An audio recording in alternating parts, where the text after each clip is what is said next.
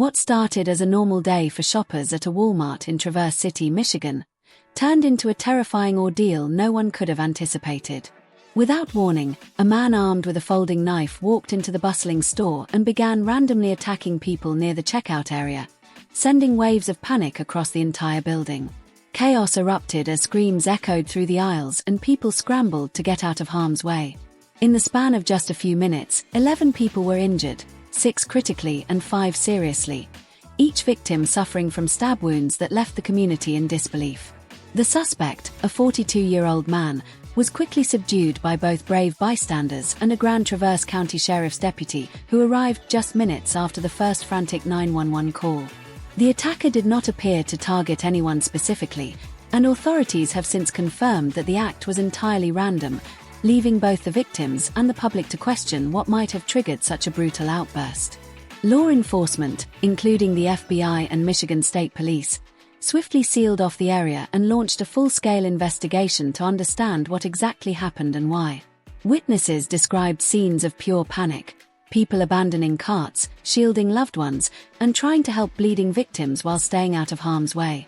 Others praised the quick response of emergency personnel who entered the store with urgency, administering first aid and securing the crime scene before rushing victims to Munson Medical Center. Hospital staff worked tirelessly under pressure, treating multiple trauma cases simultaneously and keeping family members informed through a constant flow of updates. Doctors reported that the injuries varied in severity, with some victims suffering from deep lacerations and others undergoing emergency surgery. Law enforcement leaders, including Grand Traverse County Sheriff Michael Shea, expressed deep sorrow and gratitude during a press conference, calling the incident horrific but emphasizing the heroic actions of citizens who stepped in and helped save lives. Surveillance footage is being reviewed, and the area surrounding the crime scene has been meticulously processed for forensic evidence, including the folding knife used in the attack. The suspect remains in custody and is cooperating with authorities, although officials have yet to disclose a clear motive. He is believed to be acting alone and has no known connections to extremist groups, hate organizations, or previous violent offenses. Psychological evaluations are being conducted to determine his mental state at the time of the incident, while social media accounts, phone records, and digital footprints are under investigation to rule out any broader threat. Governor Gretchen Whitmer released a public statement offering condolences to the victims and families, promising state support in the ongoing investigation.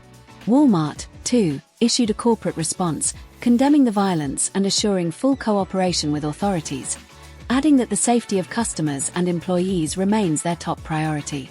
The store has since closed temporarily for cleanup, investigation, and security review. Local residents have responded with an outpouring of support. Vigils, blood donations, and GoFundMe campaigns have surged as the community tries to rally around those who were injured and their families. Social media platforms lit up with prayers, outrage, and emotional testimonies from people who were in the store that day, with one shopper describing how she ducked behind a register with her child while others screamed for help. Investigators say they are currently working through over 40 witness statements and reviewing several hours of security camera footage to map the suspect's movements before and during the attack. Authorities have ruled out terrorism but are not yet disclosing whether the attacker had a criminal background or prior mental health evaluations. The Grand Traverse Sheriff's Office has urged anyone who may have filmed the incident or captured any suspicious activity on mobile devices to share that footage to assist in the investigation.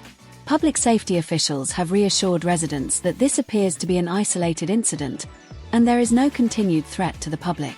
However, they have also increased patrols at major shopping centers and public gathering spaces out of an abundance of caution. The emotional toll is evident. Trauma counselors have been dispatched to both victims' families and Walmart employees, many of whom are struggling to process the horror they witnessed. Legal experts believe the suspect could face multiple felony charges including attempted murder, aggravated assault with a deadly weapon, and reckless endangerment. Prosecutors are preparing their case with input from state and federal agencies, and hearings could begin in the coming days. Meanwhile, media coverage continues to grow, with national news outlets and true crime enthusiasts alike trying to piece together the timeline and motivation behind this seemingly senseless attack. The story has captivated audiences not just because of the violence, but because of the questions it raises about public safety, mental health, and the speed at which danger can strike in everyday places. The Traverse City community, known for its peaceful charm and lakeside beauty, is grappling with a harsh reality. Violence can erupt anywhere, anytime, and affect anyone. This video will guide you through every key moment, from the emergency response and victim updates, to what law enforcement found at the scene, to the emotional accounts from shoppers and workers who lived through one of the most terrifying days of their lives. We'll also discuss how the store might change security policies going forward, and how Walmart is handling employee trauma, and explore whether legislation or mental health reform might emerge as a result of this tragedy. If you found this video informative or impactful, please like, comment, and share it with others. And if you want to stay updated on breaking news stories like this one and real-time true crime coverage, don't forget to subscribe. The investigation is still unfolding, and we'll continue to bring you verified updates as they come in.